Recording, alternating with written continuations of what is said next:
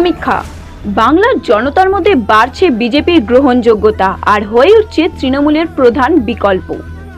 বিস্তারিত জানাবার আগে বলবো, এখনো যদি এই চ্যানেলটিকে সাবস্ক্রাইব না করে থাকেন তাহলে এখনই সাবস্ক্রাইব করে নিন আর সমস্ত রকমের খবরের আপডেট জানতে বাজিয়ে দিন পাশের বেল আইকনটি।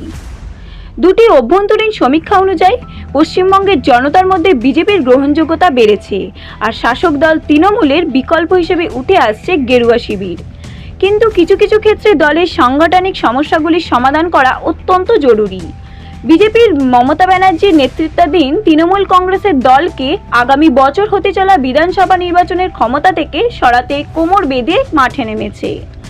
নিজেদের আর বিরোধীদের ক্ষমতা জানার জন্য বিজেপি আলাদা আলাদা দুটি এজেন্সিকে রাজ্যের ৭৮,০০০ বুথে জনতার মনের কথা জানার জন্য সমীক্ষা করিয়েছে। সূত্র অনুযায়ী বিজেপি এরকমই আরেকটি সমীক্ষা এ মাসের শেষে করতে চলেছে। প্রথম দুটি সমীক্ষা 2019-এর শেষে আর এবছরের জুলাই মাসে করানো হয়েছে।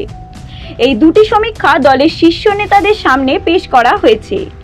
আগামী বছরের এপ্রিল মে মাসে হতে চলা নির্বাচনে দলের এই সমীক্ষা গুরুত্বপূর্ণ ভূমিকা পালন করবে।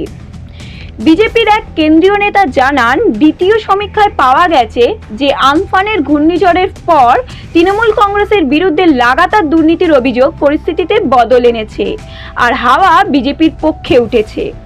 গত বছর হওয়া লোকসভা নির্বাচনে বিজেপির অভূতপূর্ব সাফল্যের পর রাজ্যের সমীকরণ আগের থেকে অনেকটাই বদলে গিয়েছে। বিজেপি লোকসভা সাফল্যকে ধরে রাখতেই সমীক্ষা করিয়েছে। দলের কেন্দ্রীয় নেতৃত্ব রাজ্যে সমীক্ষা করার জন্য এজেন্সিকে নিযুক্ত করেছে আর রাজ্যের হাতে গোনা কয়েকজন নেতাই এই বিষয় জানেন। বিজেপি লোকসভা নির্বাচনের আগেও ঠিক এমনই সমীক্ষা করিয়েছিল।